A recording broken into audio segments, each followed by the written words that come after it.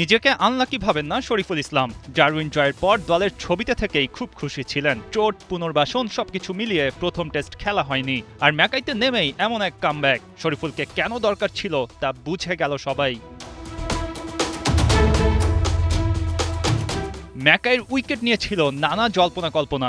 ডারউইনের মতোই পেস বান্ধব হবে নাকি কিছুটা স্পিন দেখা যাবে সেখানে। স্পিনের চিন্তাটা আছে, কিন্তু সেটা প্রথম দিনেই নয়। কেন প্রথম দিনেই শুধু পেসাররাই ছড়ি ঘুরাবেন তা খুব পরিষ্কারভাবে দেখল ম্যাকাইয়ের গ্রেট ব্যারিয়ার রিফ এরেনা।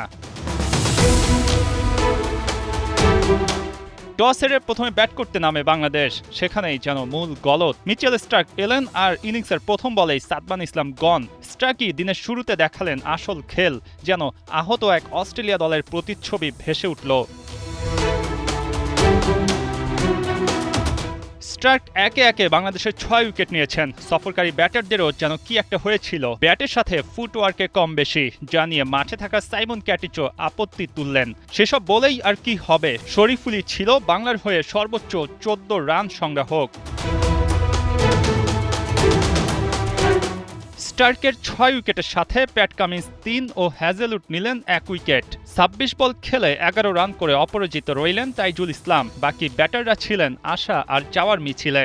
12 রানে 5 উইকেট হারানো বাংলাদেশ অল আউট হল মাত্র 64 রানে।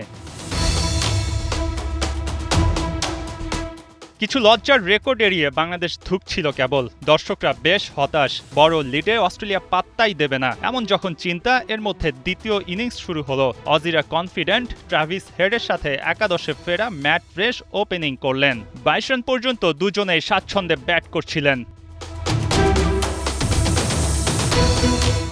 বাদ সাজল তাসকিন আহমেদ, রেঞ্জকে বিদায় করে প্রথম আঘাত হানলেন। তবে অজিদের হয়ে স্ট্রাইক যখন দেখালেন বোলিংয়ের তুবড়ি, বাংলাদেশ কেন কম যাবে। বোলিংয়ে এলেন সেই শরীফুল, ম্যাকাইয়ে দুর্দান্ত কিছু করার অপেক্ষায় যিনি ছিলেন। ওভার করতে এসেই হেড ও মার্নাস লাবুশেনের উইকেট তুলে নেন। জোড়া আঘাতে অস্ট্রেলিয়া শিবিরের ভিত নড়ে যায়, কিন্তু স্টিভ স্মিথ আর ক্যামেরুন গ্রিন দায়িত্ব নিলেন। দুজনের জুটিতে আবারও পিছিয়ে গেল বাংলাদেশ। ৭৭ রানের সেই জুটি ভাঙে শরীফুলের লাকি ডেলিভারিতে। স্মিথ বিদায় নেওয়ার পরই অস্ট্রেলিয়াকে কাবু করে দেয় সফরকারীরা। একে একে অ্যালেক্স ক্যারি, বিউ ওয়েবস্টার, প্যাট কামিন্স ফিরলেন। কামিন্সের উইকেট নিয়ে টেস্ট ক্যারিয়ারের প্রথম ফাইফার তুললেন শরীফুল। ক্যারির উইকেটটা কেবল গেল মিরাজের ঝুলিতে। অস্ট্রেলিয়া 146 রানে হারায় 7 উইকেট। দিনের শেষ উইকেট নেয়া তখনও বাকি। মিচেল স্টার্কের অফ স্টাম্পে আঘাত হেনে নিজের 6ষ্ঠ উইকেট নেন শরীফুল। অস্ট্রেলিয়ার 8 ব্যাটারের পতন, তবে এক প্রান্ত আগলে তখনও পড়েছিলেন গ্রিন।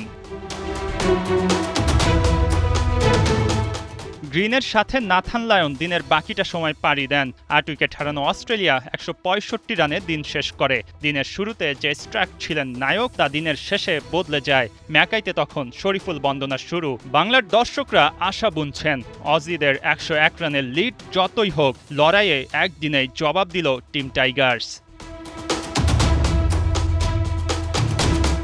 মঈন হাসান, ৭১।